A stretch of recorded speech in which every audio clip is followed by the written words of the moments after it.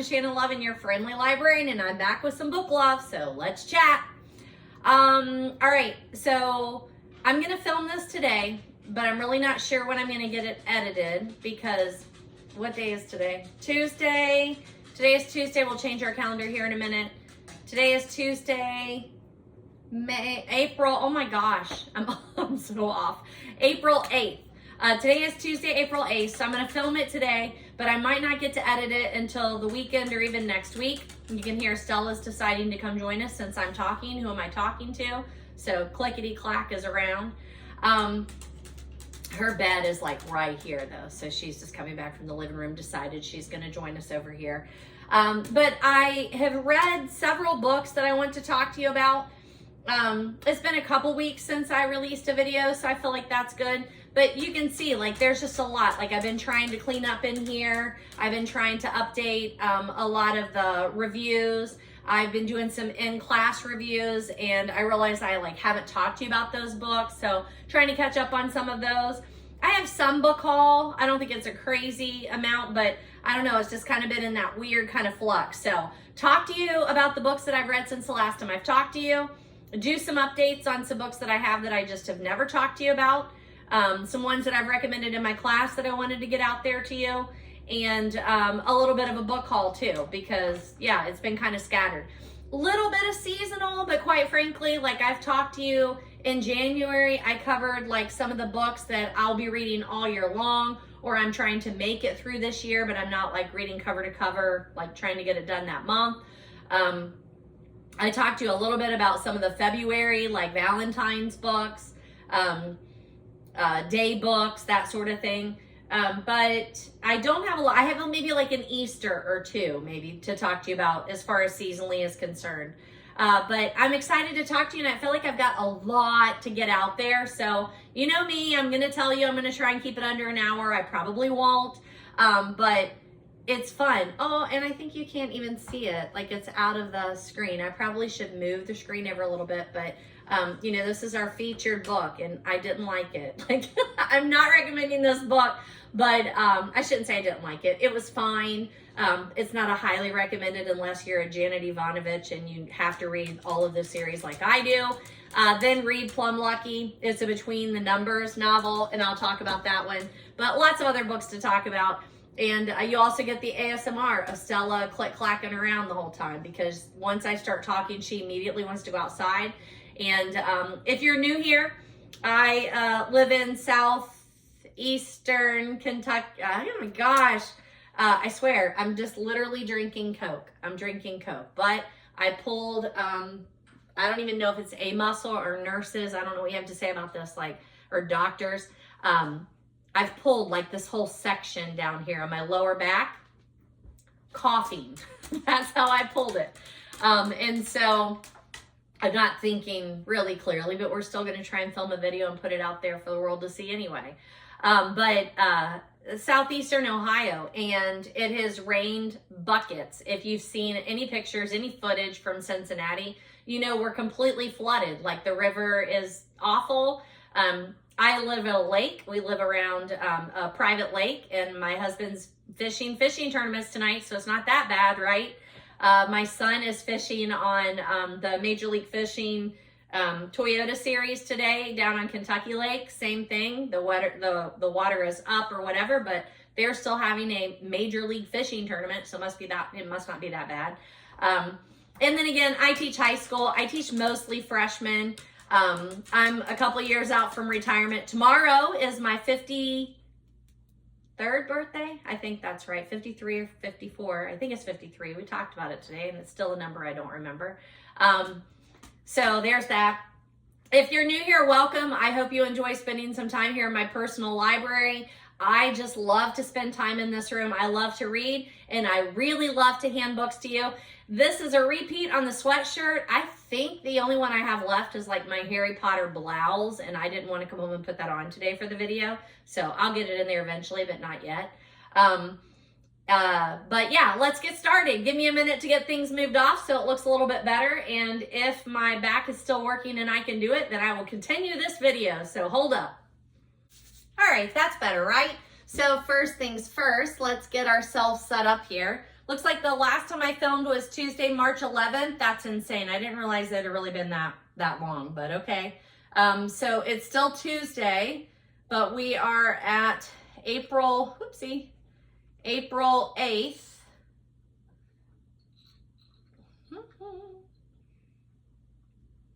Here we go. So almost a month later. Gosh, I'm sorry. I didn't feel like it had been that long. So going to throw that out there. Actually, though, I feel like I wasn't my best reading time between then and now. I don't know why. I was like finishing some things up, and I've been reading a lot to my classes. We've been doing The Hobbit in my regular English 9 class, and then we've been doing We Were Liars in my young literature class. So reading those and talking to people about them all day long and annotating in book note. And then I'll come home and make sure I haven't missed something, and I do all the back research. I haven't been reading as much, I feel like. So I don't know. I still think I've got a good, I don't know. I've got several books to talk to you about. 1, 2, 3, 4, 5, 6, maybe 6 books to talk to you about. I don't know why this is not working like it normally does. It's kind of weird. That's okay. So we'll get there. Anywho, if you're returning, then you kind of know how I work this. I won't do everything perfectly in order, but I try and have a little bit of order here. And in addition to letting you know the day that I'm filming, just in case, you know, something crazy happens with the world, like COVID, COVID hits or whatever, you know what day I'm actually filming. And I'm trying not to be too oblivious to like world events. I don't know. I'm saying this and I'm not sure that I have a candle. How do I not have a candle over here? But I don't think I do. I think I used my last candle up. It's on my list of things to get over Christmas break. And even, like, there used to be a time where I would never be able to say that. Say like, I'm out of candles. I know I have one in the living room, so I could go get that, but every movement hurts, so I'm not going to do that right now. But if I have to get up and get something, maybe I'll grab it then, okay? But what we do have is this Cozy Library from Olive Roots spray. It's leather-bound books, patchouli, and musk. So we'll just spray a little room spray here, and that'll make it feel a little cozy. Is that good? All right, so I really, really love this. Like I said, it's Olive Roots. I think it's a local, hand-poured in Columbus, Ohio. I really, really love it. Highly, highly recommend. It'll be linked below. So we'll go with that. All right, so we always start off here with the books that I finished reading since the last time I've talked to you. I feel like that's always like what I want to feature the most is, hey, here's what I've been reading. But keep in mind, I am not someone who does one particular genre. So if that's what you like, I'm sorry, like I do a plethora of all the genres. And I also tell you about books that I like or didn't like or highly recommend or only recommend to a niche kind of group. The first one would be this. I should have moved my camera, but again, every movement hurts, so I'm not getting up. I'll move it over here for you. But Janet Evanovich, Plum Lucky, was my 19th read of the year. I like to read Janet Evanovich. I like the Stephanie Plum series. This one is number 13.5 because it's a between the numbers for that particular series. These are light, they're fun, they're quirky. They're not cozy mysteries. I don't classify these as cozy mysteries. Most of the groups that I'm in would not say that she's a cozy mystery person because there are some pretty graphic and horrific crimes that take place on the screen here, like on the page. So I'd say that's what knocks it out of the cozy world. But occasionally I like to enjoy one in anything seasonal. I don't care if it's my genre or not. I will read seasonal books. So this one I picked up somewhere. I don't see a sticker for where I picked it up. So couldn't tell you there. But I'll read anything by her. I especially like to listen to her audios too. But this one I had a copy of, so I was just reading it. If you enjoy this particular author or specifically Stephanie Plum, you know, these are great, very fast reads. They just I literally read it less than a month ago and it's hard for me to remember what the storyline was. I know they ended up at a casino. I know all of your favorite characters are involved, ones that you will remember, but that's about the extent of it. So we're going to move on. Yeah, I sprayed that stuff and now it's like in my throat. But there's the first one. The next book that I read, the 20th one that I read this year, was a reread. It was Neil Gaiman's Coraline. I was reading that with my young adult literature class. I feel like that I've talked to you enough about Coraline and Neil Gaiman that I don't need to do much, but I will tell you this. I'm done with him. I'm done with Neil Gaiman. I think he's super talented, but I am unable to separate the art from the artist at this point. It was a good conversation in my class. A lot of my students in that class, I've talked to you about this class before. I just got to pitch the idea for it last year. There was room in my schedule to throw in an elective. So I have all kinds of people in there, freshmen through seniors, some readers, some people that just kind of got tossed in there because they didn't have something else that period. But I tell them as soon as they come in here, like, hey, here's what we're going to do. We have 4 books. We're going to read the books together. If there are movie adaptations, we might do that. We'll do a project with each one. But like, that's what we do. We're going to read and discuss. So if that's not what you're here for, find somewhere else to go. This quarter, I probably had 3 or 4 people that at the beginning were like, yep, wrong class. I'm not staying in here. And then everybody else, I'm going to knock on wood because, you know, it is April. We still have a month to go here. But my gosh, has it ever been a winner? Like, it's been great. It was just a semester class, so I had it last semester, and then I had a new group come in January. We're doing the same 4, no, we're not. I thought we were going to do the same 4 books, but last time we did Anthony Horowitz, Alex Rider, the first one in the series, and it just, none of us really enjoyed it, and there wasn't that much to talk about, so we dropped that one and added a Maureen Johnson, Truly Devious, which I've never read, so I hope it works out okay, but we did a little bit of research and threw it out, and we all voted on ones, and that one got picked. So that's what we're going to do. But it's been really good for the students, like the freshmen I have in class, to have that extra time with them in a different, like smaller, cozier group, because they'll talk more. And, you know, I was thinking about it today, right? Like, I'm going to be 53 tomorrow, I think it is. And I don't need gifts. Like, you know, like, I'm happy. It's nice. Like, a friend of mine stopped by today and gave me a little gift, and it's a like thinking of you gift, which are my favorites. So it's not like, what do you want for your birthday? But like, oh, I know you like tea. I got you some tea, and I know you like jam. Look at this jam that I found. And I know you love cards. So look at my, you know what I mean? Like, those are the kinds of birthday gifts that mean the most.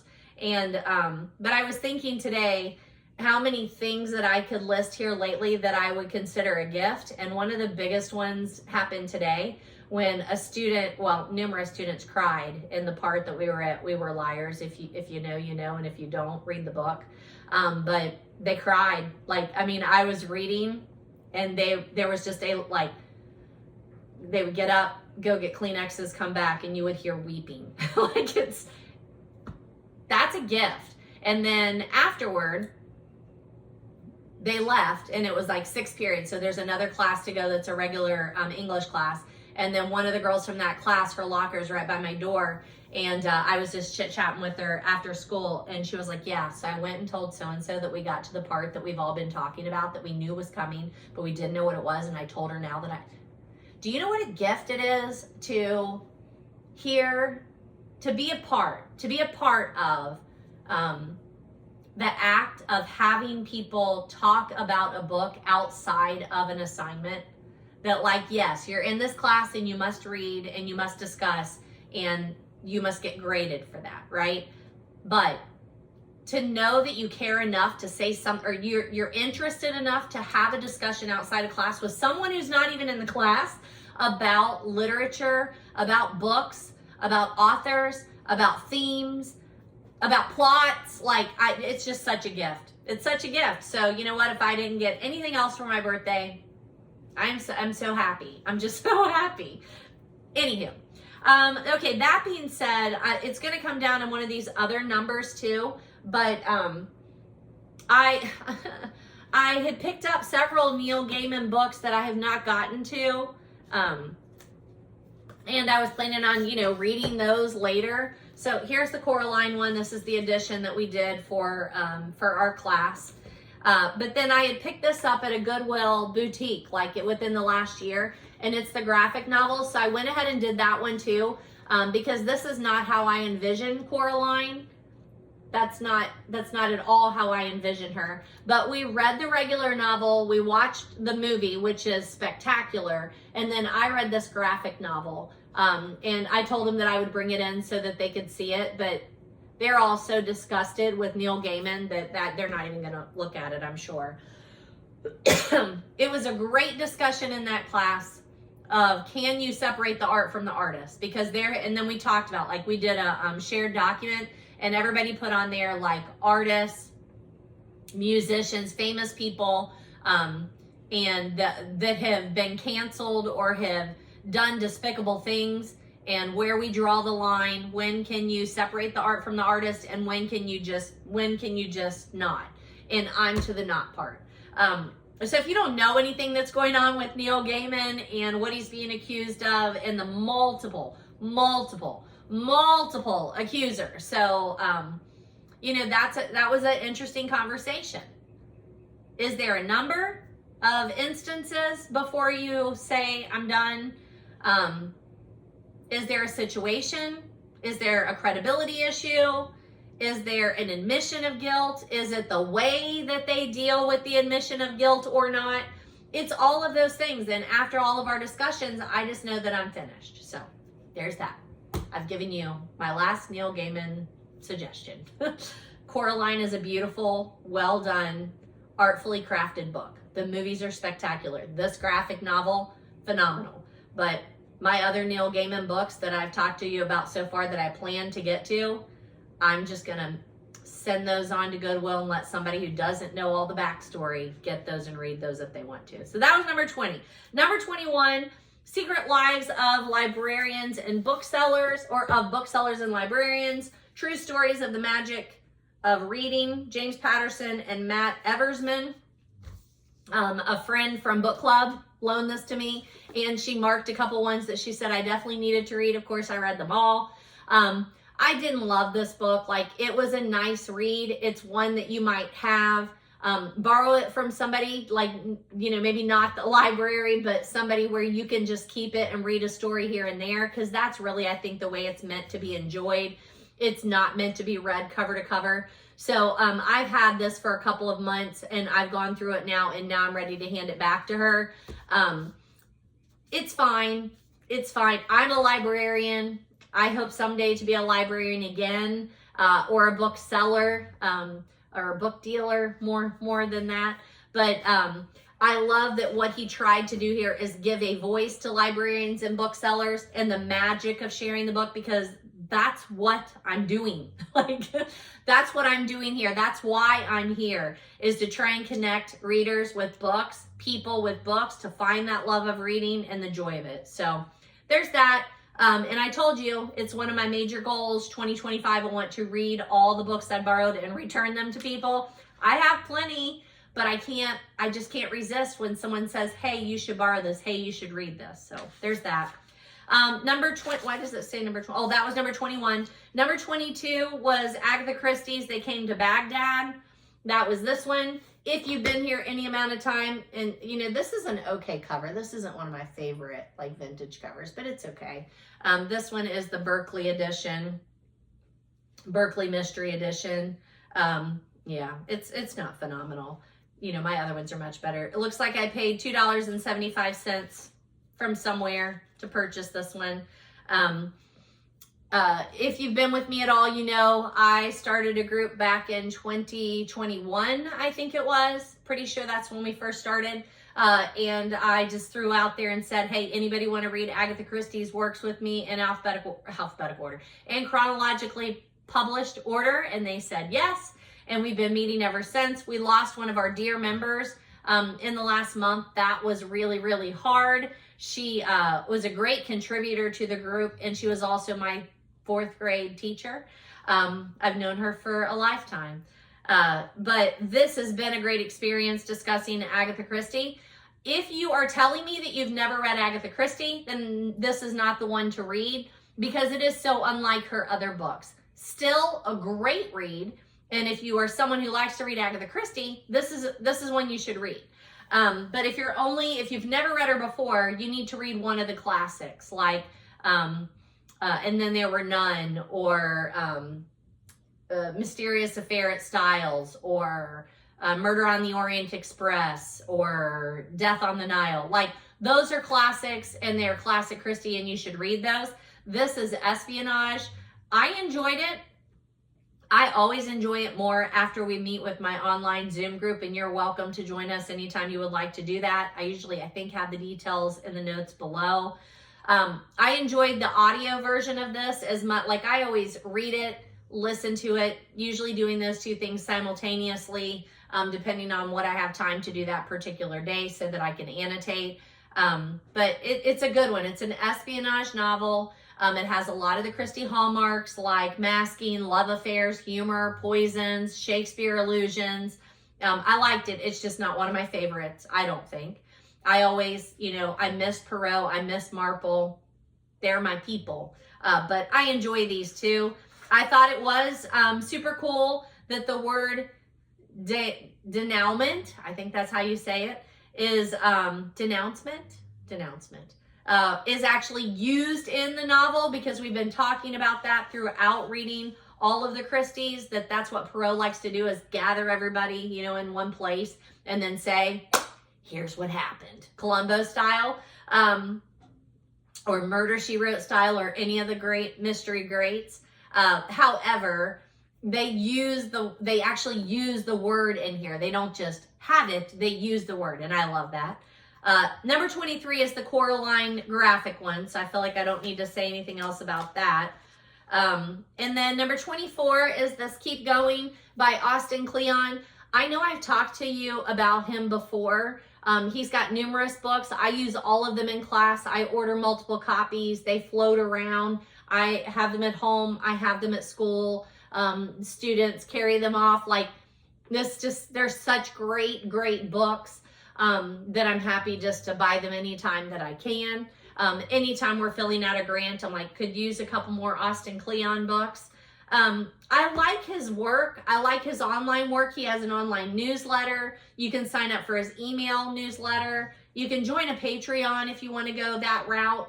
But there are several writing practices that come straight from him that I use every year. Blackout poetry. He does the mind, like draw a spiral, show where things are on the spiral in relation to how much stress they're giving you. We do a lot with his work. So this one, I thought I had read it before, but I didn't have it. Oh, that was my dryer. I didn't have it noted, so I went through, read it again so that I can make sure that I have it on my list of books that I've read. And that was the 24th book that I've read so far this year. Number 25, new series that I found and I'm loving this year. I don't have a copy of it because I've been listening to the audio versions. I'm just drinking a vanilla Coke today. But Annalise Ryan wrote the Monster Hunter Mystery Series, and this is the third one. There are only 3, so I'm now officially caught up. They're cozies, but they're cozy adjacent, I would say, because they're a little more grisly. Her parents, when you start the first series, you find out that her parents have been murdered, and it goes into detail about that. So that's why I'd say maybe not so cozy. And then every edition, what do you call that? Like every episode, every edition, every new number in the series goes back and talks about that again, like revisits what happened to her parents. She was a suspect. The person who did the killing has never been caught, and so they're always kind of around in the story. In this third one, he may or may not be stalking her. Something's going on, so he kind of comes back into play. I love the settings of these books. They're Northwood, so Wisconsin, Michigan, that area. I like that it's always a monster. She's a cryptologist, so she's been hunting the Loch Ness Monster and Bigfoot. And this one, the cryptid is called a hodag, which I was unfamiliar with, so that was really fun. I don't have it right here, but yesterday I stopped at the public library and I picked up a copy that was like an encyclopedia of cryptids. So I'm going to either do that this week, or I may take that with me on spring break and then be done with it. But it goes through all the cryptids. I say all the cryptids, but like most, I would say. And it looks super interesting. So I'll be interested to show you that one, to share that one with you. But it's fun. It's quirky. I like the love interest in this one. I love the banter between those two. Unfortunately, this is the last one in the series so far, and it ends on a kind of a somber note. Yeah, I'm really hoping number 4. I need to look up. I haven't looked to see, like, when is number 4 coming out, because it's not okay. That's like the way you left it is not okay. Each one does stand on their own because, like I said, she does visit the origin story, but I would still say read them in order. If you've not done any of them before, I would read them in order. She runs a store of cryptids. It's a very eclectic store where she tracks down things related to cryptids and then sells those things. It's also a bookstore. Small, tight group of people that are friends and workers there. There's a police chief that is the love interest, and that relationship takes a while to get to, but it is revisited in each of the books. I just really like it. I really, really like it. I think it's well done, and I think it's a great audio. I'm not sure if I marked on here the narrator's name. Yeah, I don't have it on here, but I got them off of Libby. So if you do them that way, it keeps the same narrator in each one, the audio book narrator. So I would highly recommend that. All right, those are the books that I have finished since the last time I talked to you, and I don't have it here, but I'm going to go ahead and talk to you a little bit, and then when I get up to move things around, there it is. I finished another one today called Rag and Bones. It's an anthology, like Marissa Marr put it together. It has taken me forever to read that book. I had a copy here and a copy at school. So I've just been reading it at school, like during our independent reading time. And I was not liking it. Like every story, it's a short story. I'm not great with short stories. I want to like short stories. I do, but I just don't. I don't know. I don't connect to them, I guess. I'm not even sure. Like I could look, that was Stella groaning. I guess I need to look back on my list of reading dates and see if there has been a, Interpreter of Maladies. Isn't Interpreter of Maladies by Jhumpa Lahiri a collection of short stories? I feel like it is, and I love that book. It's one of my favorite books. I don't know. But this one just didn't really work for me until today. So I got to today, and like the last 4 stories, 2 of them were exceptional. Like I think I could use them as like, I would recommend these 2 stories. So I'll grab that one. It's over here. And like I said, it hurts to move. So when I do get up to move, I'll grab that one and then tell you those 2. But that would be the last one I think that I finished. But let me check real quick. So we did Janet Evanovich, Plum Lucky, number 19, 20, Neil Gaiman's Coraline. That's a reread. I'm making sure I don't have other things that I wanted to mention.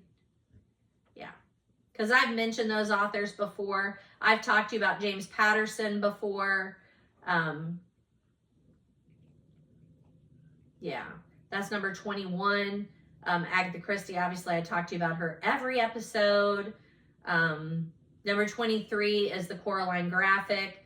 Number 24 is Austin Kleon. And although I have used him a lot in class, I really haven't talked to you much about him. Oh, I know the other thing I really wanted to tell you about him. So one of the writing practices that I've used in my class, I think ever since I've been back in the classroom for the last 5 years, I'm pretty sure. At the beginning of every year, he does a list of 100 things looking back on the year before that made his year. And I always use that in class, but I also do that as like a personal writing thing. I try and do 100. I have the kids do like 20 or something. But I love to look at his list. It always is just really good reading, has really good suggestions. I really, really enjoy it. And that is a writing practice that I took from him and from his blog. So I highly recommend that one. Look into that one for sure. All right, so that being said, move those to the side. I have some revisits that I also wanted to do. I have talked to you about James Patterson's Holmes, Marple, and Poe, and there's a new one in that series. I went to a play with my cousin this weekend, the book club play. I'm sure by the time this gets out there, the Playhouse, it'll be gone. But I do want to highly recommend it. If you're in a city that's doing the book club play, it was so fun.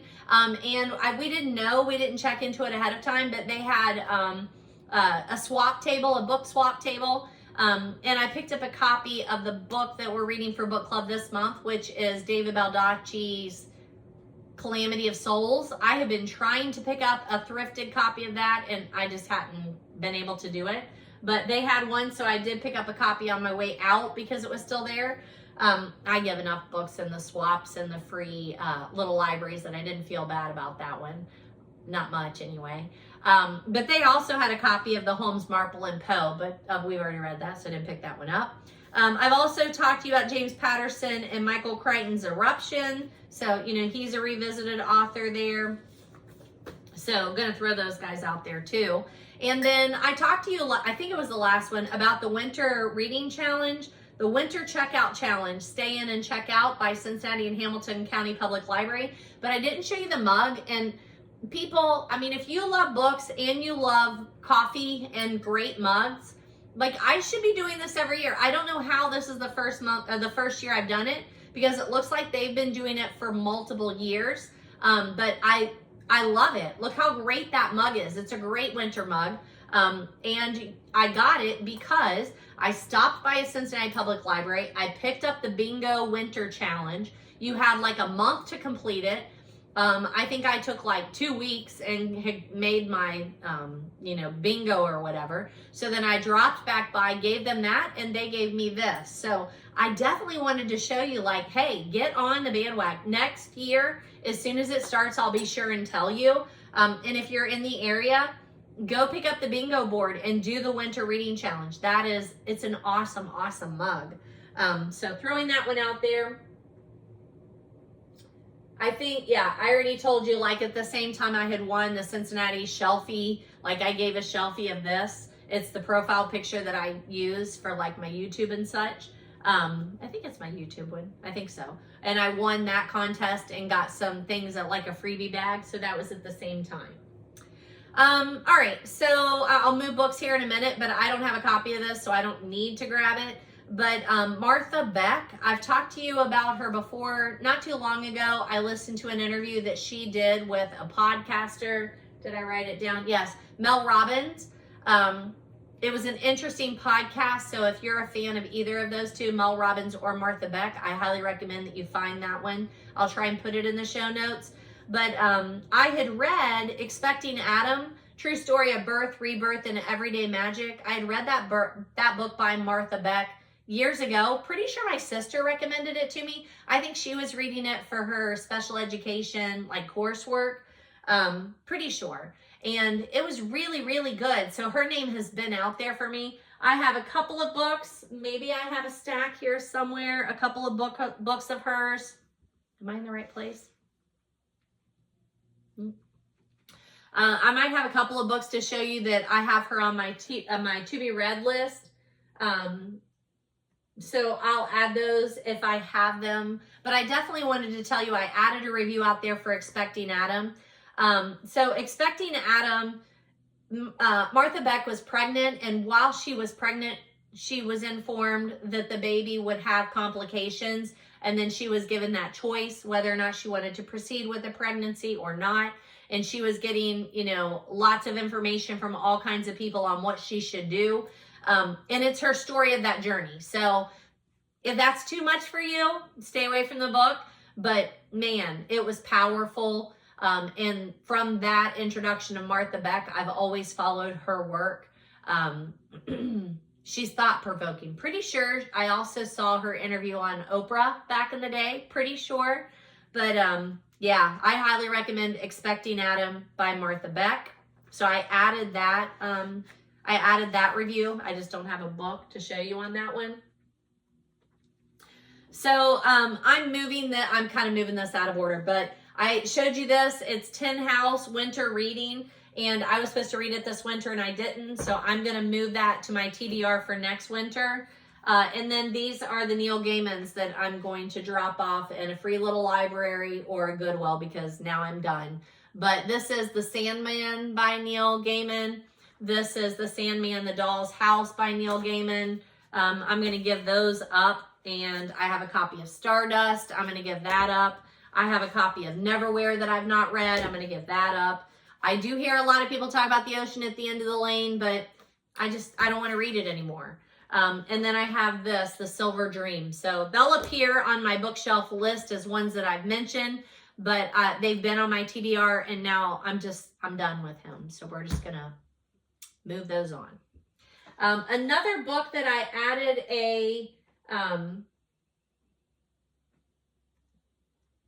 okay, I'm going to have to move some books because it's not lining up with what I'm trying to talk about, and I don't want to get myself confused. So give me just a minute.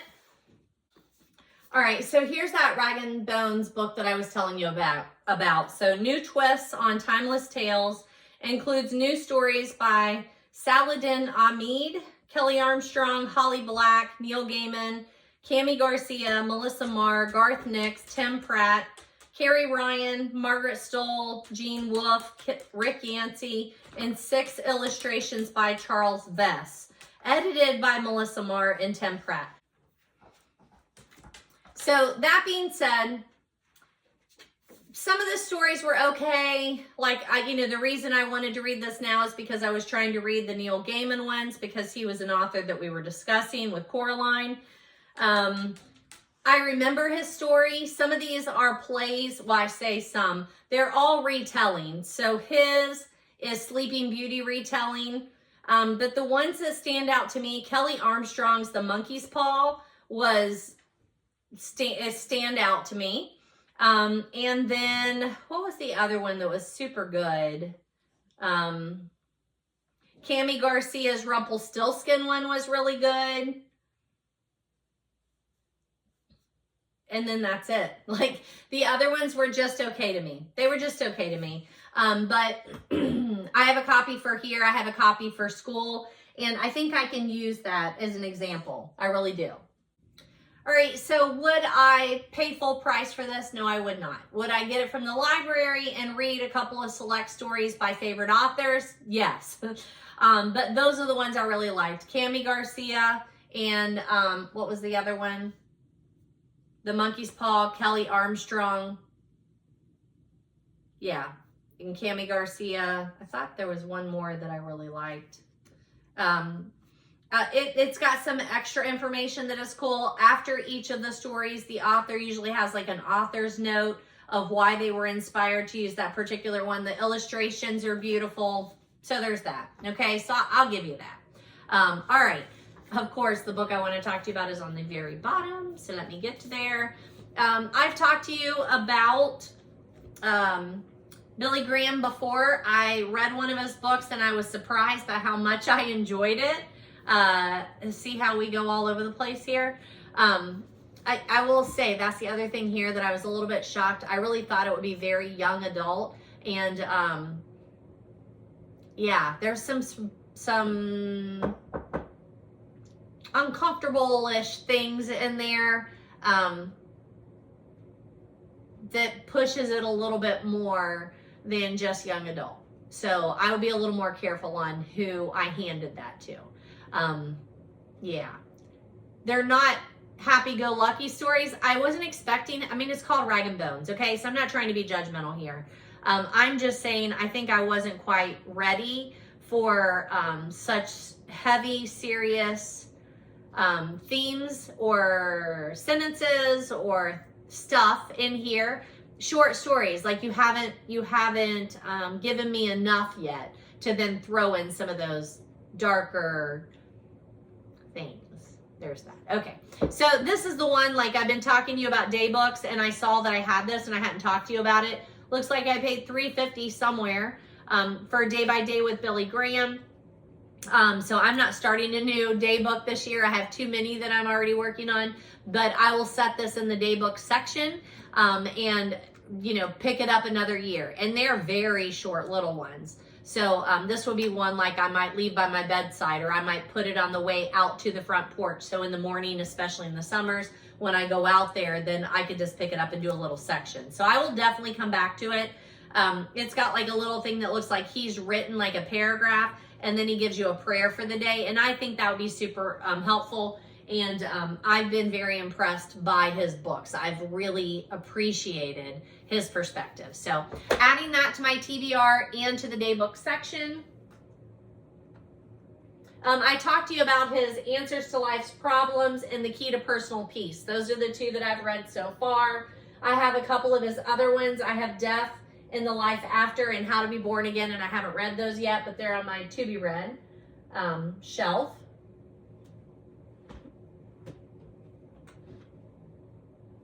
Yeah, so the other Austen Kleon, I don't know, these are kind of out of order, but the other Austen Kleon one that I read and I didn't have a review out there for is Steal Like an Artist. Why am I not seeing that? Hold on. I don't see it there. I talked to you about Kleon, so why isn't it there? I don't know why I haven't talked to you about that one, but that's another one that's just a good, quick read. Here it is. It's on the bottom. So it looks very much like this. I don't have a copy of either of these. This one comes from our Valley Fund at school, so this is in my classroom. And so is Steal Like an Artist. But same thing. Pick up any of those. They're interchangeable. Anytime you need some inspiration, you need some writing prompts, he's a great creative writer. So I added a review. Actually, it had a review. It had a Goodreads. I just hadn't talked to you about it on YouTube. So throwing that out there. His blackout poetry is included in the Steal Like an Artist. So you can also go on YouTube. He has lots of YouTube videos, and he has some flip through of these books. So if you just want to preview them, you could do it that way. So highly recommend him.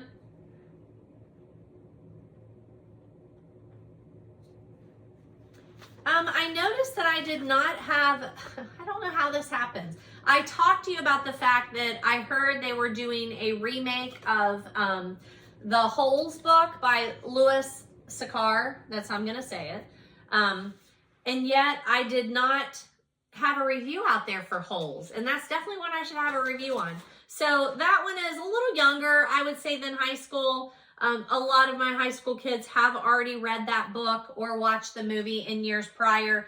But I encourage some of my general freshmen that have never actually read a book on their own to pick a book that they've either had read to them or heard a part of or watched the movie, and then read the book and try and, you've already got something that you're moving along with, you're familiar with it that way.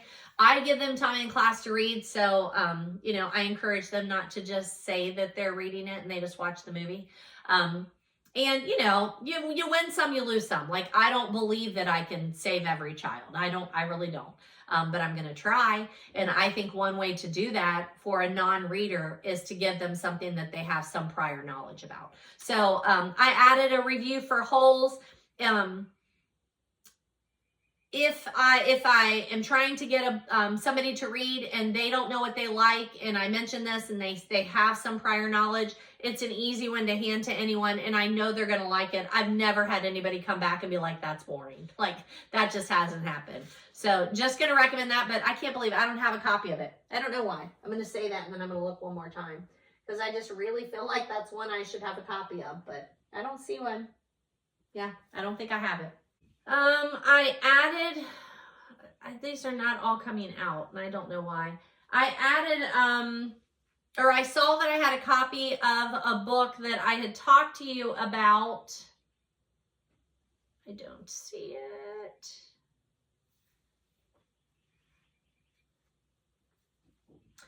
Okay, yeah, I don't see it. It's probably in one of these stacks, but it's on the list. I'm afraid to skip it and not do it. But in episode 18, so long time ago, I recommended Rebecca Steed's When You Reach Me. I actually recommended it in class today. I had a retired teacher friend who stopped by. She brought me birthday lunch today at school. And we were standing there and talking a little bit as the next class came in after lunch. And I told her the two books that I was recommending, and that was one of them. And she had not heard of this one. And I highly recommend this book, When You Reach Me by Rebecca Steed. It did win the Newbery Award winner. I've recommended it to you. There's a bit of time and space something going on. So I'm not going to say time travel or space travel. I'm just telling you there's something wonky going on and she doesn't know what. She's trying to figure out, the main character is a young girl, and she's trying to figure out who's leaving these secret messages for her that are helping her through a difficult time. And they seem to be coming from her dad, who should not be able to send her messages. So it's just a whole thing. It's very cozy. Highly recommend that one. But I saw that we also had a copy in my classroom of a book called Goodbye Stranger. So I brought that home to read. It's here somewhere. I don't know. I'm just not seeing it right this second. But I'm adding that to my list of TBR, but that one goes back to the classroom. I definitely have the wrong stack. Just hold on. Okay, so here's that Steal Like an Artist. I did bring it home to show you. This is what his stuff looks like. So creative writing prompts, talking to you about sparking creativity, and artist and writing. It's all there. Here's that Goodbye Stranger that I had a copy in the classroom. So I need to read that one because I really like that particular author. And then I didn't bring home the next one that I wanted to talk to you about. It's Eckhart Tolle's A New Earth, Awakening to Your Life's Purpose. I will say somewhere along the line, I was listening to a podcast not too long ago, and they were talking about like books that you can always find in Goodwill or like at a half-price bookstore. And this one was on the list, and it's true. Every time I'm at a Goodwill, there is this book is there. I have a copy here. I have a copy at school, but I had taken it in and I was like moving over some of my notes and kind of reviewing it because I knew I wanted to talk to you about it. And a friend of mine came in, he's like, oh, can I borrow this? And of course, like I'm never telling you no. So I let him borrow the copy and then I forgot. I took the other one to school and then I don't have it. So anywho, I have a copy. I have a copy that I leave at school. It's got some good, it just has good passages in it. I read this back when Oprah had him on and he was talking. But it is philosophy, you know, life's purpose. It's got some spirituality in there, but it's a little woo-woo. I just find it really thoughtful, and I like to flip through and read some of my annotations from time to time. I think it talks a lot about consciousness and trying to be mindful and just humanity. Like this is life and we should be thinking about life, not just moving through it. So highly recommend that one. And I wanted to add that to my list of ones to tell you about because I hadn't done that and I don't know why. So there are a few that I have maybe mentioned to you, maybe not, might have added a review. So I'm going to clean some of those up. So some of these might be revisits, but there are also ones that I have recommended in my class. And I've told you since episode 39, I was going to kind of clean that up for you. So one of the first ones that I wanted to mention, I think it's like on the bottom here. So give me a minute to move that around. But it's the BFG by Roald Dahl. It's an easy recommended one because again, a lot of my students either read it or have watched it in the past.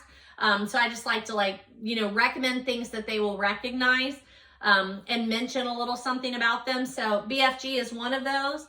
So I recently recommended that in my class. Let's move this guy. Okay, how's that? Let me look and see.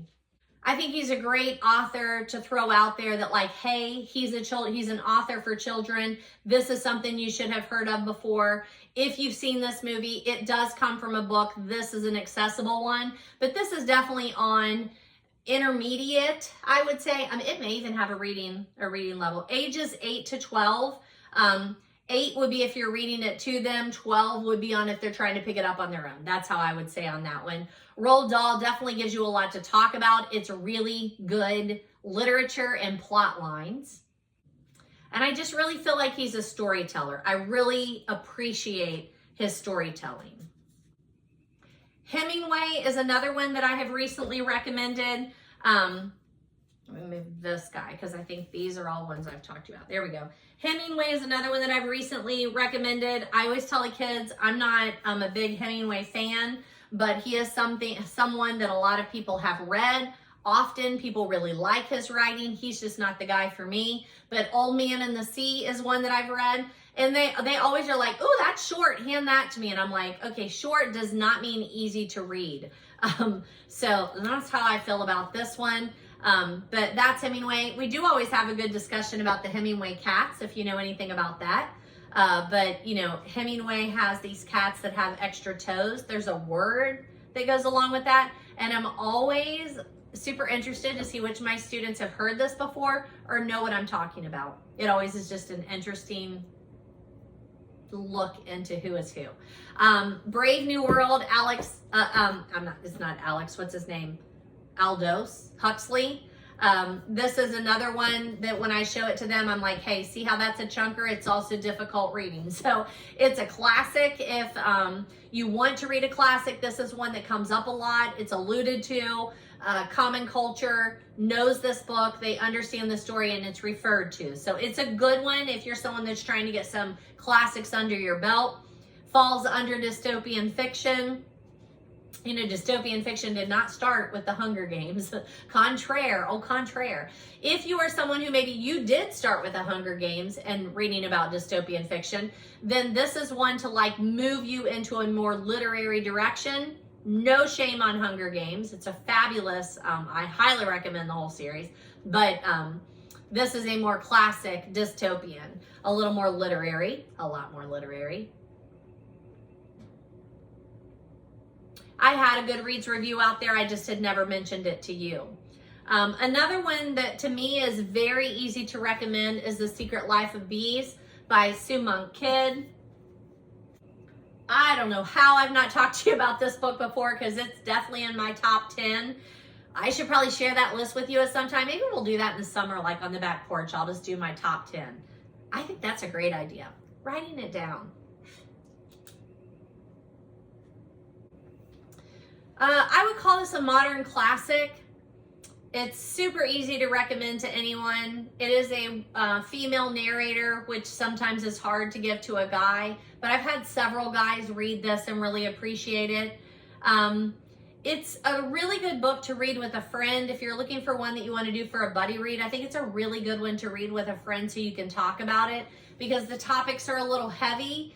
If you like a journey book, a book where the character learns about themselves and like really grows, this is a great read. This one is set in the 1960s and it gives just enough of a historical feel that I enjoy it. I'm not a big historical fiction fan, and even though this is fiction and set back in history, I don't necessarily classify this as historical fiction because it's not really about the time period. It really is about the journey of the person. That's how I would classify it. Great cast of characters in this one. But somehow I've never mentioned that book to you. How have I not? I think I talked to you about the Book of Longings that's by her, but I haven't read that one yet. That's on my TBR. And I think it's a book of the month. So like, see where my bookworm is? Up above that are the books that are the Book of the Month Club. I'm not a member, but those are great thrifted and secondhand copies. I love getting Book of the Month editions because they're beautiful. Another one that I cannot believe I've not talked to you about, and I definitely recommend it every year, is To Kill a Mockingbird by Harper Lee. And my friend who came in today, we're reading David Baldassi's Calamity of Souls for book club next month, and she said it really is very similar to Kill a Mockingbird, theme-wise, storyline, plot line. So I'm interested to see those connections. But everybody should read To Kill a Mockingbird by Harper Lee. Just hands down, don't care who you are. Everybody, high school and up, should read To Kill a Mockingbird. It is often a book that is given as required reading in high school. I don't think any of our classes are still doing it every year, but maybe sometimes we pick it up and do it. But somehow I did not have a review out there and I've not talked to you about it. So I definitely wanted to throw it out there. It's very thought-provoking. Again, it's set back in 1950, I would say. It was first published in 1960. It won the Pulitzer Prize in 1961. I don't know. I feel like it's set in 1950 though. I don't see it right off the bat. But man, it's so good. Civil rights, racism, small town America, judicial system. Oh my goodness, it's so, so good. Something I did share with my students that I think is super, super helpful. A lot of times a book, this one doesn't have it, but you have like this one has reviews, and then you have a title page. And a lot of times you have this verso page that's on the back of the title page that might give you a short summary. It might give you like subjects or themes that are covered in the book. This one just doesn't happen to have it. I wonder if Secret Life of Bees does. But a lot of times that's going to tell you what you're in for if you need to know, like, hey, what themes are covered in this. Yeah, this one doesn't either. But I'll come to one and think of it and then tell you about that. But highly recommend, high school and above. If you've not read it, you need to read this book. Like, get it on your reading list. You will not regret it. I've never had someone read To Kill a Mockingbird and say, yeah, it was just okay. Like, that doesn't happen. Just doesn't happen.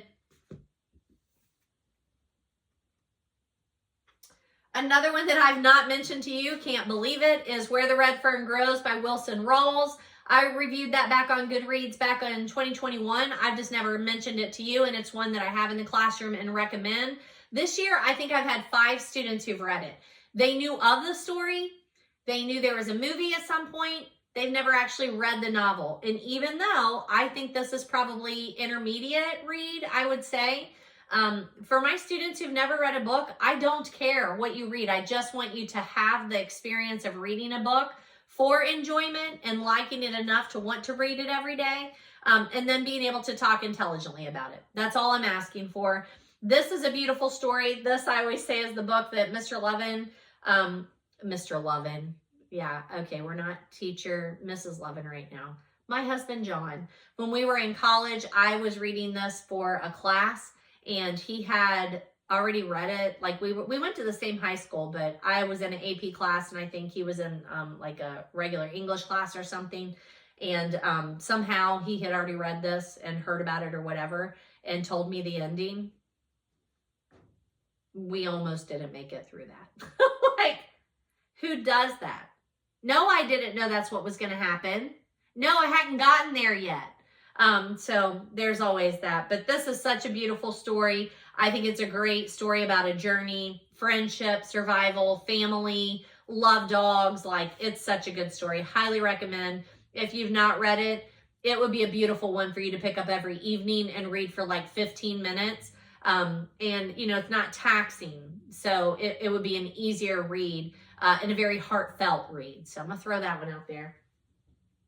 And then the last one that I realized I've been recommending in class, but I had not talked to you about here currently anyway, that I'm going to talk about today, is The Catcher in the Rye by J.D. Salinger. And this is, I've had a review out there since 2021. I read it back in 2014, it looks like. So I read it a while back. I just didn't have a review out there. But Holden Caulfield is my, the lady that teaches next to me, my best friend Stephanie. This is her favorite book of all time, and he's her favorite character. I enjoyed it. I thought it was a good read. It's very different. I can see why it's a modern classic. I can see why it's a cult classic. But I have a student who's very well read, and this is one of the books that he had read, and he was like, why? Like, no, I didn't like it. I don't like him. I don't like what he does. I don't like the conversation. like, I understand what you're saying. So not the book for him. The other thing is that kid is very well read. He is, his parents are from China. He was born here and then went back and then came back over. But that's his heritage. And he's, you know, one of my more well-read students. But he really likes John Green and John Green kind of books. But he's read a lot of these classics, but he doesn't usually like them. And he really is not liking The Hobbit. Like, he complains about it every day that I talk about it, because that's what we're doing for our, like, all read. I'm not trying to read the whole book to them, but I read all of chapter 1. I showed all of chapter 1 to them, like the movie version, getting up through chapter 1. We've talked about it. They've been taking notes. They've done posters. We've talked about themes, whatever. But every time he's like, please stop. He's not liking it at all. Like, really?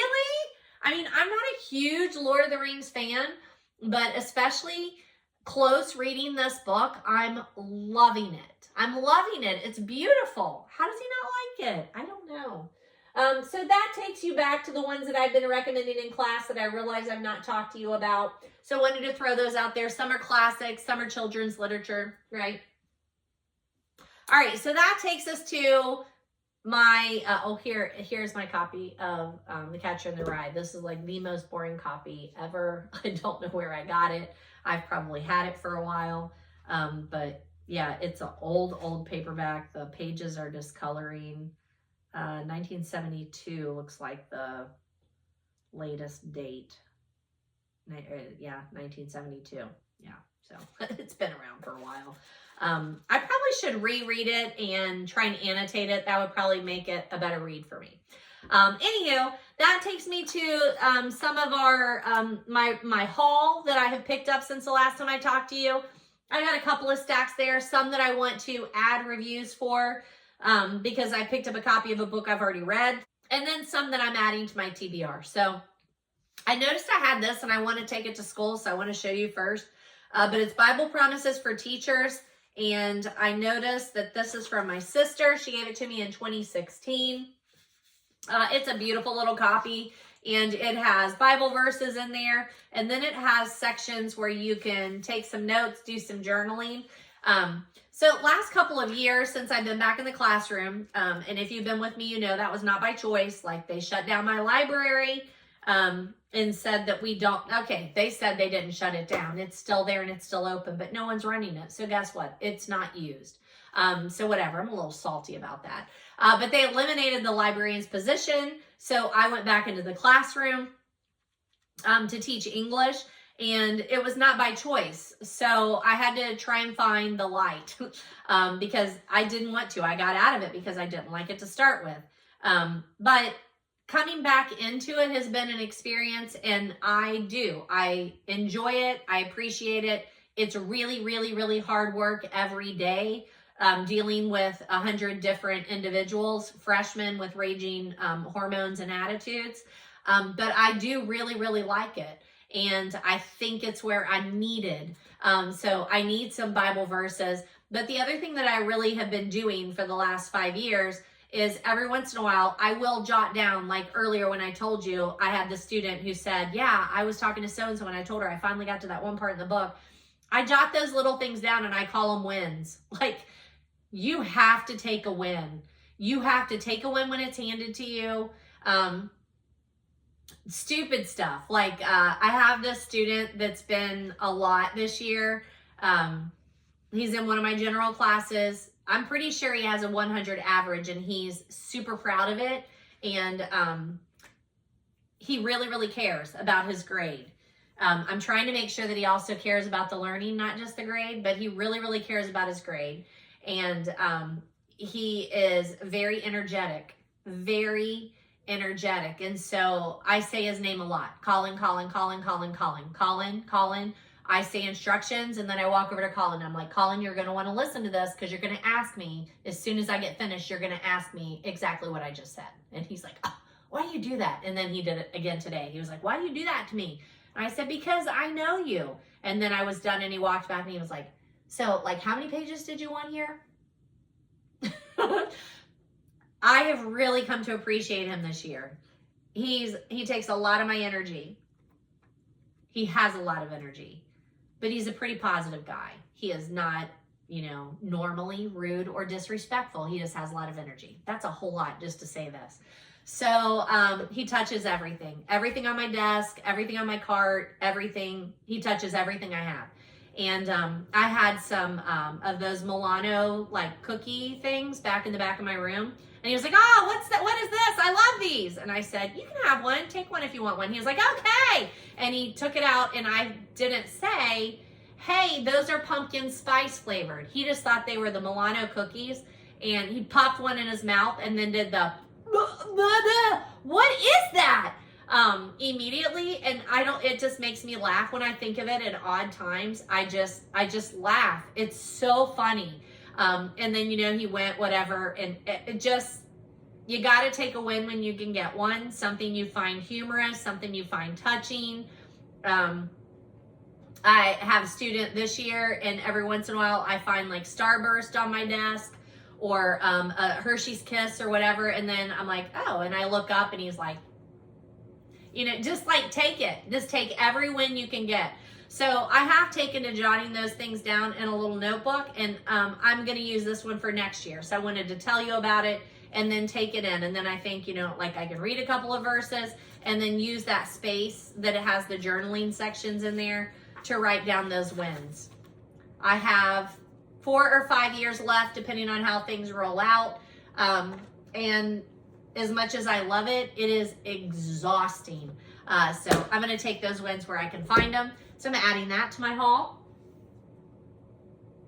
I stopped at the St. Vincent de Paul in Milford a couple of times since the last time I've talked to you. I picked up another copy of American Sniper. This is one that I feel like I can never have too many copies. I'm looking to see because I thought I did. Yeah. I can never have too many copies because I always have a kid that wants to read this. It's another one that they're like, oh, I saw that movie. I didn't realize it was from a book. So I like being able to show them, yes, it is from a book. It's a little hefty, but usually if it's military and they're interested in it, they get enough of it.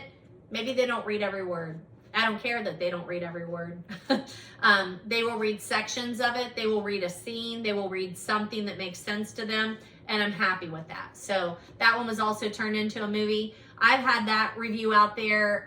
Actually, I didn't add that review until December 29th of last year, 2024. So I have a copy here, I have a copy at school, but I'll put another copy at school. But Chris Kyle, if you like military, I don't like military books, but I read this one. I think I read this one because my son was reading it at the time and I wanted to read whatever he was reading. I also picked up a copy of The Lightning Thief. You know, this one's a pretty used copy, but like at St. Vincent de Paul, the paperbacks are like $1. So I can't leave it there when I know this is a book that a lot of students like to read, and it often goes missing. So anytime I find a copy, I'm gonna grab a copy for $1 and put it in the classroom. But I've talked to you about The Lightning Thief before. I have at least 3 students this year that have been making their way through the whole Rick Riordan universe. And I love that about that. They've been able to talk about comparing the books, even comparing the series, doing the spinoffs. Like, it's been phenomenal. I don't know if it says it on here. No, there's no age on here. But I would say middle school and up would easily be able to read this series, and that it would be interesting to middle school and up. So it's a pretty easy one.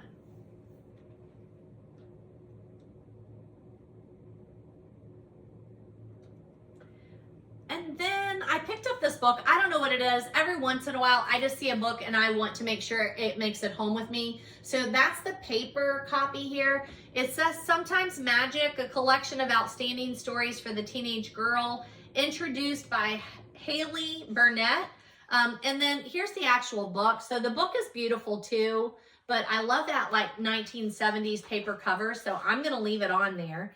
And it says ages 14 and up. And it has stories, a collection of outstanding stories for teenage girls. Copyright 1966, and it looks like it. There's a foreword by Haley Burnett.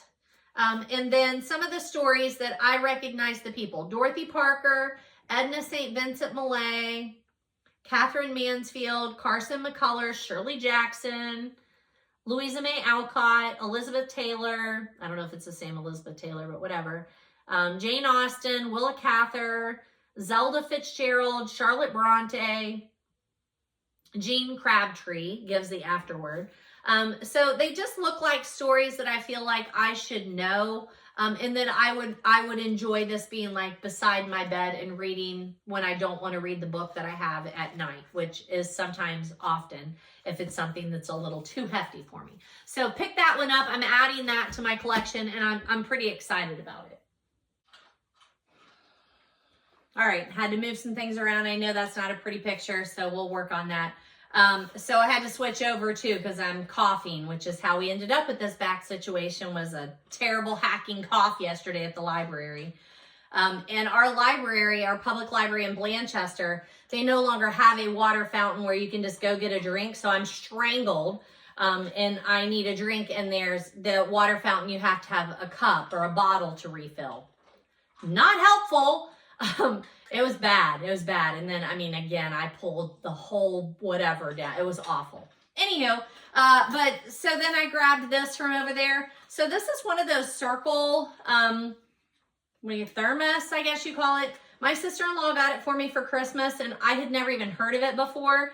And so it's kind of weird. You buy these, I don't know if I can really take it off without messing it up, but this is like a little capsule. It's like this big, so I'm a little concerned about the waste. I'm not someone who buys like water bottles, like bottles of water. My husband does, but I do not. I'm also not someone who usually flavors my water, so I wasn't sure, but I'm actually really liking this. So this is Strawberry Dream, and you can get like, I don't know, 50 or 60 ounces of water drinking out of the same thing. I'm interested. Let's put it that way. I'm interested. She got me a couple of different flavors, so I've been trying those. I'm very sensitive to aspartame though, and some of them have had aspartame. So I can't drink very much of that, but not all of them. I think this one did not, which I thought was interesting. So there's that.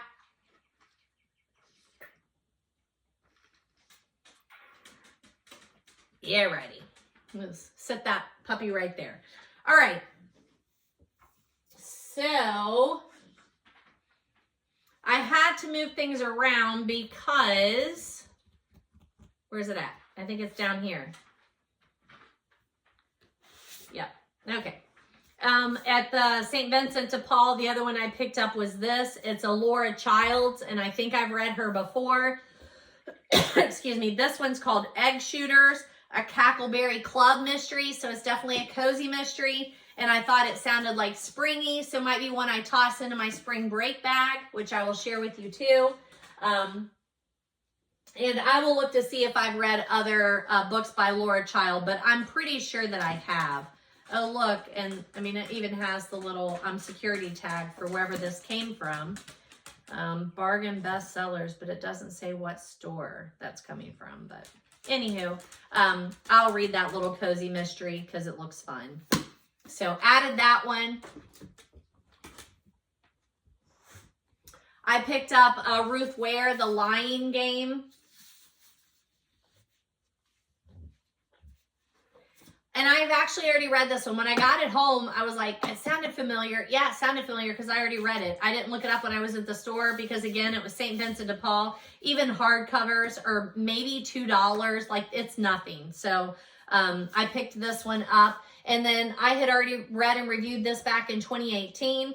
We read it for book club. And I remember enjoying it, but not remembering a whole lot about it because it's just like a page-turner thriller kind of book. It's very fast, very suspenseful, pulls the reader into like a group of dysfunctional friends, like it's that dysfunctional friend group.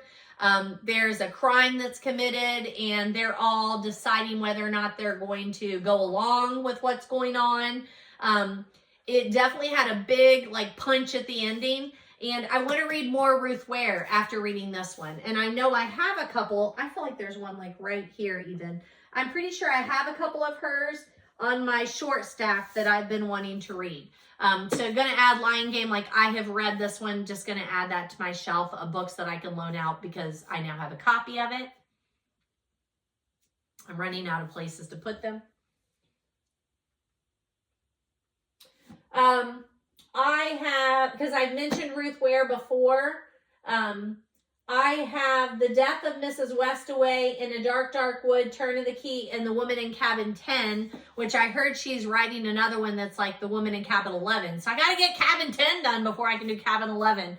And then I picked up these two books there at St. Vincent de Paul because I couldn't leave them behind. I've talked to you about Mary Engelbreit numerous videos before, YouTube videos. My kitchen is Mary Engelbreit. I have her little knickknacks. I have her dishes. I have her teapots. I love her as an artist. And I have a couple of these home companions, and I may even have these. I wasn't sure, but again, I could not leave them behind for like $2. So the two that I added here, I have, This one was outdoor home companion, and then this one just says home companion. So I'll look to see what else I had, but I had a big enough stack going on the desk here that I didn't want to go and add the other ones. And I know I don't have them listed as books that I've read. So these will be those ones that'll sit on, like I have a really, like a big couch that's a, what's that called? A sectional. And it has a really big ottoman there. And I usually leave like a book or two laying on the ottoman, like this, that are ones that I just want to flip through when like my husband's watching sports and I want to be in the room, but I'm not interested. So I'll do those. I'll do these like that. And I'll gather my other Mary Engelbreit books and do those in a particular section. But I'm an hour and 37 minutes in and I'm not done yet. So I need to move on. But those will be in my to be read stack and I'll update you on that. I've talked to you about Mary Engelbreit's little books, the spring, autumn, her Night Before Christmas book, Claws in Effect, a little Christmas holiday one. I popped in the half price book in Kenwood to pick up the next Murder, She Wrote book. Where is it at? The next Murder, She Wrote book that I am reading in order. I'm not doing this with a group. I just like to read these books, and this is the one that I'm on. And I needed a copy of A Palette for Murder, and it was $3.99 a half price book. So happy to pay that for one of these. I like these little ones. I also picked up some more. They're in a different stack here because I was in a different store.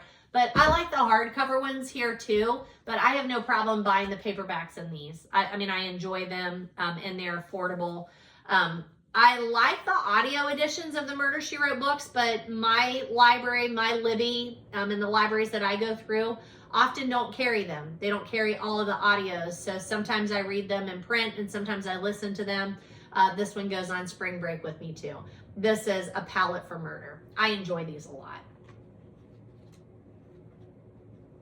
Looks like that's the only thing I bought that day. So $3.99. I popped into my local little free library and picked up a couple of books and then dropped off a couple of books. A copy of The Husband's Secret because I wanted to pass that one on to someone else. I had read it and talked about it and wanted to pass on that to someone else. And then a copy of It Starts With Us and Reminders of Him. This is another one that I've had a couple people ask me if I had a copy to let them loan, and I didn't. So I'm going to do it that way. And then again, I had a stack of books that I put in there too. So it works out well. But I've talked to you about Colleen Hoover's It Starts With Us, It Ends With Us. Back in 2023, it looks like. I just read Reminders of Him last spring break. And recommended that one to you. That's probably my favorite by her so far. But I enjoy her books. I know they're not great literary masterpieces, but I enjoy them. And I recommend reading them. I think they're worth reading. I especially like Reminders of Him.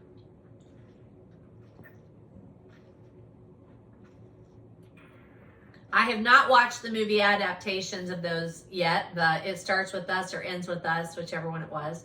I've not done that. I always am excited that they do them, but then not excited about actually watching the shows. But that's fine. I've talked to you about Leanne Moriarty, but I noticed that I actually did not have a review out there for the one that I wanted to recommend to you, which is Big Little Lies. I read it and loved that one. I know, again, it's been turned into a series that's very popular, but I think it was on a platform that I don't have, and that's why I haven't watched it. Or maybe I watched like the first one and then didn't get to watch the others. But I really read that. I really liked Big Little Lies. And then The Husband's Secret is just very different from that. So don't get too mixed up saying like they all look alike, so her books must be alike. I think they're very different books. The Husband's Secret really had me guessing. Big Little Lies was very drama-filled and fast-paced and thriller, and I liked the friendships and the not-so-friendships in that one. That was really fun. But The Husband's Secret, I added a review for that one too because I didn't have one out there. But this one I found a little frustrating because I felt like she was really trying to make you think you knew what the secret was, and you just didn't. You didn't know. And then it was a very unsatisfying turn of events. Very unsatisfying, very dark turn of events. Does that help? But I've talked to several people about it because it is very thought-provoking. So I knew like I wanted to pass that one on to someone that we've been talking about that one. I saw oh, it's all the way on the bottom. Of course it is. I saw a copy of a Lillian Jackson Braun book, one of the Cat Who, and again, it was at like somewhere that I couldn't pass it up because it was a great hardback copy, and I may or may not have it. I didn't even get that far to see if I had a copy of this one or not. But if I do, then it's one that I'm happy to put in a little library, free little library. So I have no problem doing that. But it was The Cat Who Tailed a Thief. And see what I mean? Like, it's such a good one. I had reviewed this back in 2020. I probably read it. Yeah, I read it back in 2013. So I just added the review after that. I wish on here, like when I go to print out my Goodreads, oh, there's a big old bunny. Whew, he's well fed. It doesn't tell me if I have a copy or not. I wish that it would do that. But again, if my back were working correctly, I would just whip around and look because they're all in that one place there. But that's fine. If I do have a copy of this, then I would gladly pass it on. But I love the Cat Who series. If you're a cozy mystery fan and you've not read this series, they're old. Like, they've been out there for a long time, and the series is complete. She finished the series. There's a lot of chatter out there. If you follow the chatter about the series, the last book is devastating. Devastating. This one was published in 1997. So they've been out there a long time. But even with the devastating ending, I still recommend that you read the whole series. You don't have to read them in order, but there's a definite several storylines that when you read the series in order that they follow that. So I would recommend it. They're great audios too, but it was one of the first cozy series that I was reading before I knew that that was a genre, and I read all of them. I love them. There's a lot, like 30 or more. There's a bunch. I'm not really sure where I picked this one up, if it was at a thrift store in a free little library, but it's Agatha Christie's A Caribbean Mystery. I did not have a copy of this, so I'm glad to have picked it up, but unfortunately this is one of those that kind of got put in a pile, and I'm not sure where it came from. So I haven't read that one yet, so I'm glad to have a copy of that one. I'm not going to even, like, it's on my TBR, so I don't need to talk to you about it, but I've talked to you about Agatha Christie in absolutely every video.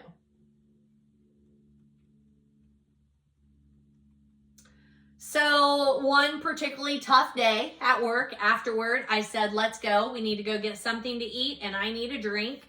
And I said, by the way, I know that there is a new book coming out in a series, and I'm just going to go buy it from a local independent bookstore. So Book Matters, I think that's right. There's another bunny. What's going on? Are you looking for the other bunny? Maybe. Oh, they're eating the dandelions? Do they eat dandelions? I guess they do. Or we've got a little bit of a family going on back there. That might be happening. Oh, right here it is. It is. Book Matters down in Old Milford. If you've not been there and you're in the area. Beautiful little independent bookstore. I love their variety of books. But this is why I have to do a lot of thrifting.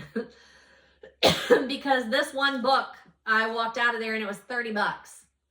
That's a lot. And then look here, what is this for?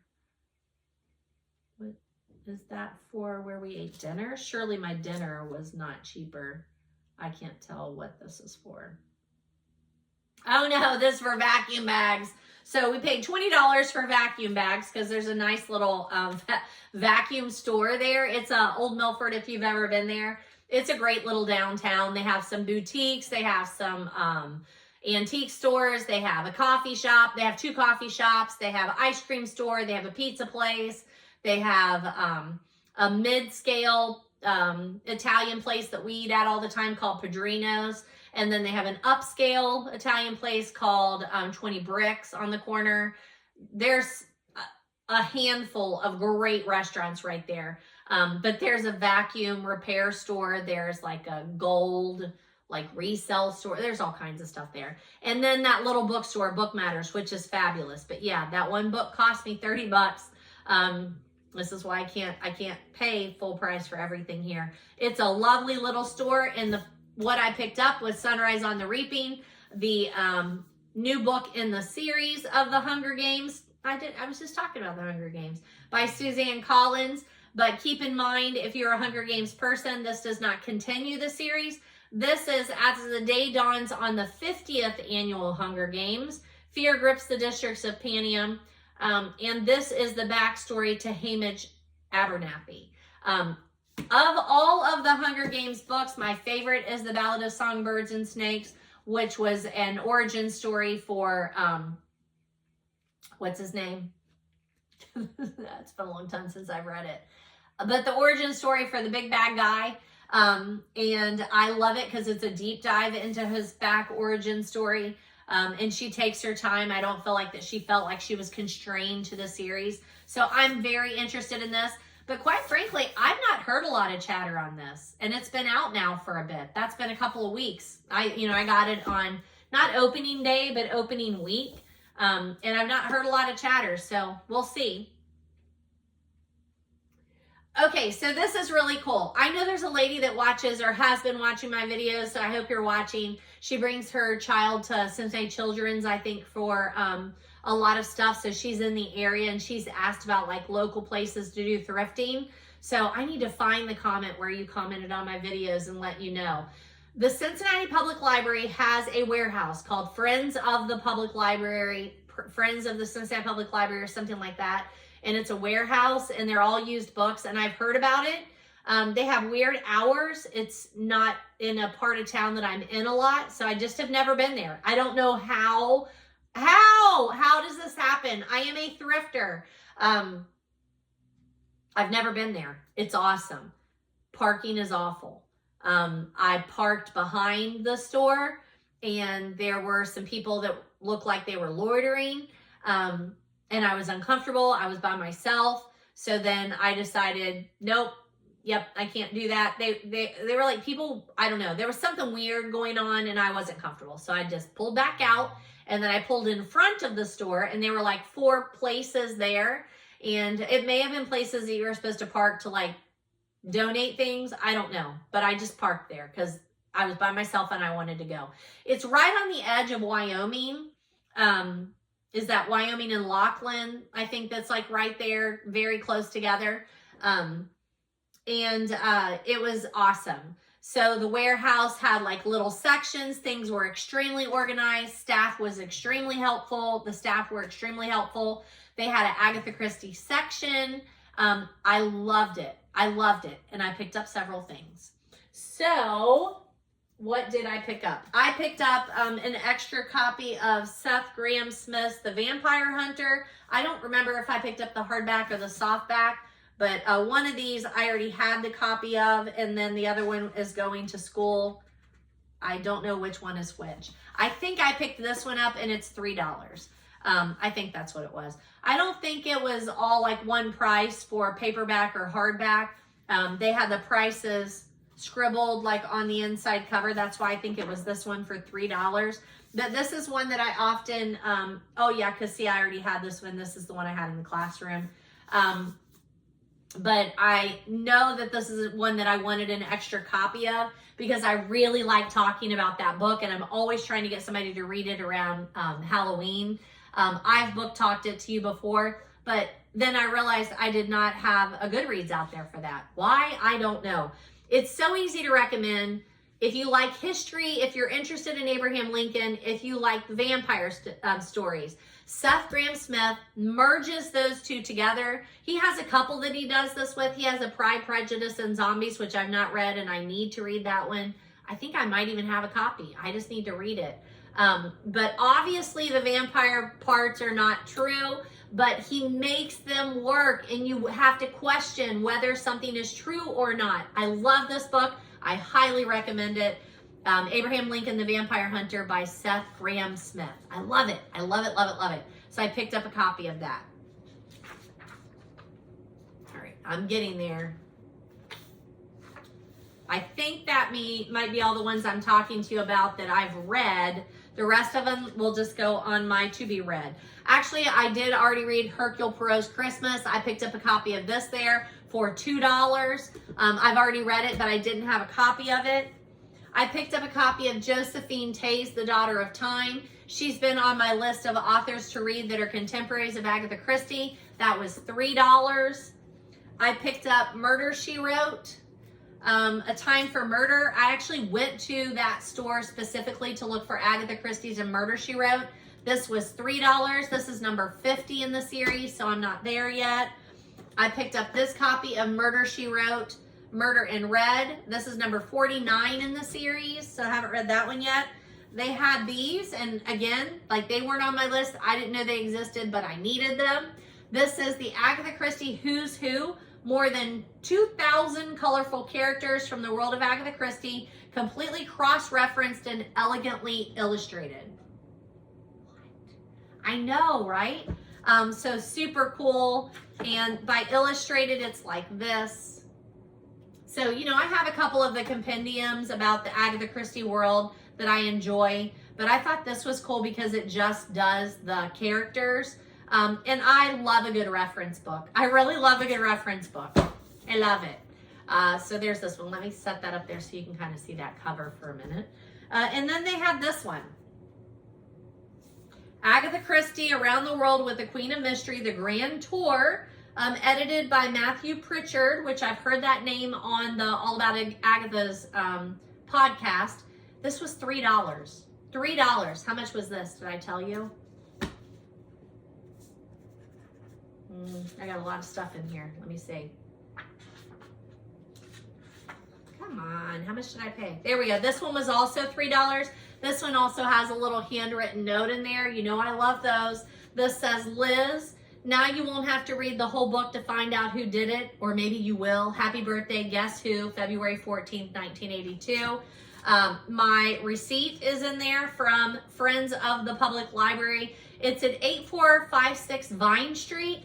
But like I said, it's really right on the edge of Wyoming. So downtown, yes, but not really. And then just parking was just a little bizarre.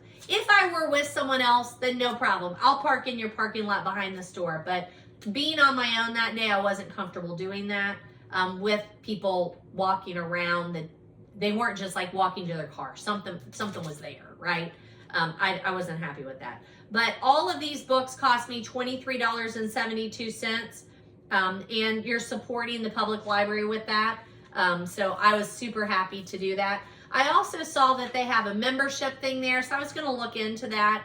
I would qualify as a teacher, so it would be $20 a year, I think.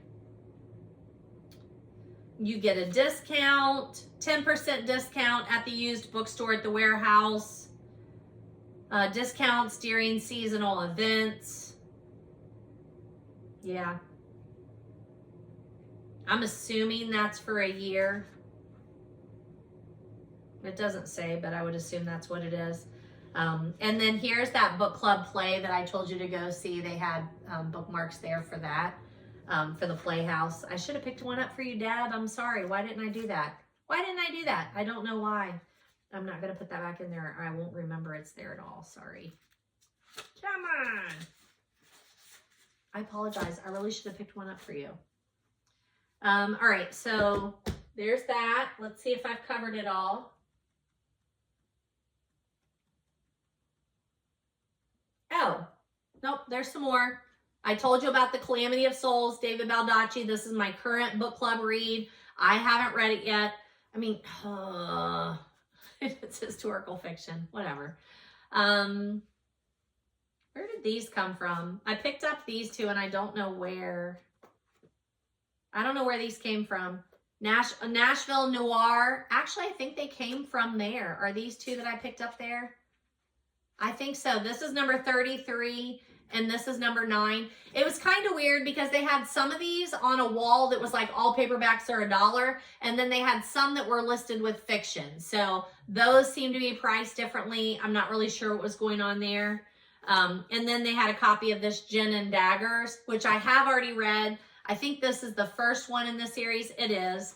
And this one is like a library discard, which I'm not crazy about buying those. But because it was the hardback and the first one in the series, I can just cut this whole cover off, and it's a beautiful cover there. So whatever. I'm moving Julie and the Wolves to next year. I said I was going to do it this winter. I never got to that. Where did this come from? Oh, the coffee shop, Mad Llama Coffee Shop. On our way to church, when we go to the Oakley Crossroads, Mad Llama Coffee Shop has a shelf. So again, went out to the car, got a book so I could take it back in there. But then these are coming. It's weird. It's got a sticker on the back that says Cincinnati Public Library Mad Llama. Take, enjoy, and return or pass along. So this is another one that I have wanted to introduce some people to. Peter Ash and the Drifter. So we listened to Nick Petrie, my cousin and I listened to him at the Columbus Book Festival. So I picked this up knowing that I can recommend this book. I think it's also one that some of my older readers might like. When I have those students, I still have students that come in every year and they're like, give me something to read. And so this one will go into that pile in the classroom that's not general, but I'll throw it in there for them because I can highly recommend that one. So adding that one, there's another stack somewhere. Hold on. Bear with me. I'm so glad you're here for the long haul. I hope you stuck around anyway. There's a couple more I wanted to talk to you about. All right, this is it, I promise. I think I've already told you I got this for a student. It's The Trials of Apollo. It's one of the Rick Riordan ones. I was unable to get it from the library to give to him, so I just went ahead and ordered it on Amazon. These are from the New Life Furniture Thrift Store on, oh, I don't have it written on here, but it's in Sharonville. And I don't know why. I think I was just a thrift store and I had some extra time and I was like, oh, I'll just pop in there. It's not in the best part of town, but it's a big parking lot. So I feel like I felt pretty safe there. And again, every time I'm in that particular area, I just kind of pop in there, make sure everything looked kind of, okay and safe. And then I go in there and they have a great book selection, but it's hit or miss. But again, I think the books are like $1. So you just cannot stay away. They had a copy of Will Grayson by John Green. Not only have I talked to you about this book before and recommended it, but I recommended it to my classes and I had a student who read it this year and he loved it. I picked up a copy of Mrs. Jeffries, The Feast of St. Stephen by Emily Brightwell. I've read part of that series. It's the Victorian Mystery series, but I just haven't read that one. I have read Prep by Curtis Sittenfeld. I don't think I looked to see...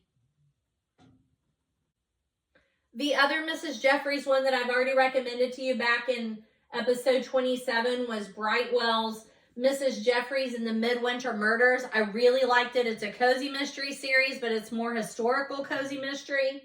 I don't have this one on here, so I'm gonna have to look this up. I don't know why I don't have it on there, but I picked up a copy of Prep because it's one that I thought that my daughter-in-law might like. So I picked that one up. I've read it before. And then they also had a copy of American Wife, which I love this book too. Both of these are Curtis Sittenfeld. She is local to Ohio and Cincinnati, I'm pretty sure. And so I enjoy reading her books. She's an author. I want to read everything that she's written. I've already read this, State of Terror by Louise Penny and Hillary Rodham Clinton. Highly recommend. Love Louise Penny. I thought Hillary Rodham Clinton did a good job on this. It's not as good as Louise Penny, but it reads kind of like one. So I wanted to add that one. And I think I've talked to you. Yes, I definitely have talked to you about that one too.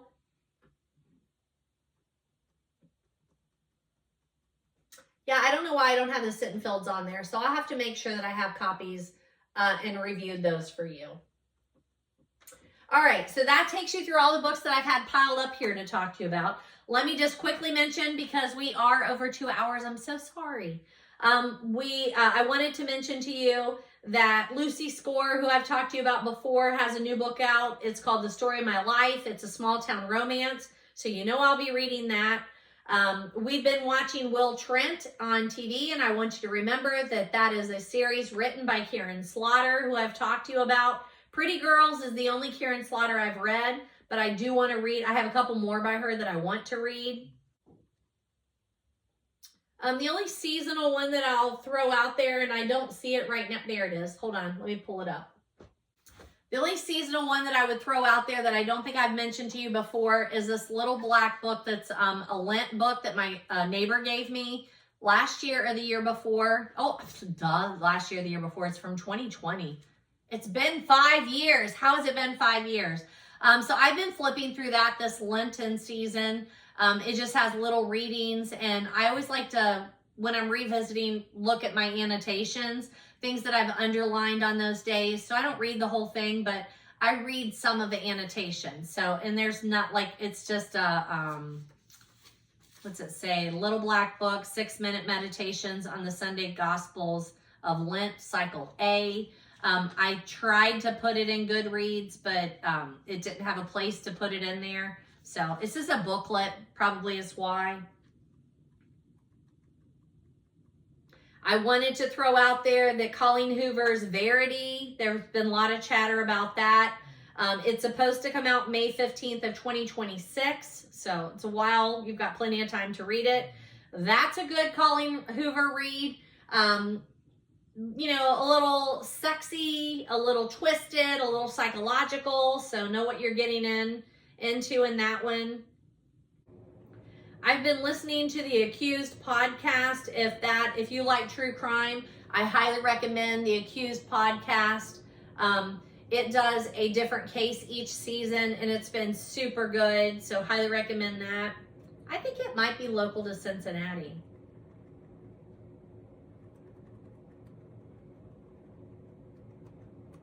All right, gonna let you go. I'm gonna let you go. You've been in my library this evening. I haven't eaten supper yet. I did feed Stella when I got up to move the books around. My back is feeling a little better, so my medicine must be kicking in there. But I would appreciate any prayers and good vibes you can send my way. And a happy birthday. Tomorrow's my birthday, so I'm pretty excited about that. I think we're going to just do something. I think I'm going to go look for a new iPhone. That's what my husband was like. I didn't buy you something because you need a new phone. So why don't we go do that? I hate getting a new phone. I hate forking out the money for it. I hate the whole transferring things over, having to buy a new case, I hate that whole thing. However, last spring break, so a year ago, I woke up one morning, I was the only one in the house. My husband was fishing, my son was at work, my daughter-in-law went to work, and my phone wouldn't work. And I was stuck in a house with no phone all day until somebody came home. It was awful. Then my daughter-in-law came back and we drove to the nearest big town, which is Paducah, like an hour away. I went to a Best Buy and they were like, doesn't look good. You're probably just going to have to buy a new phone. And it was going to be, $1,000, like out of pocket. It was awful. But they were able to revive it. I don't remember how much I had to pay or if I had to pay for them to do that.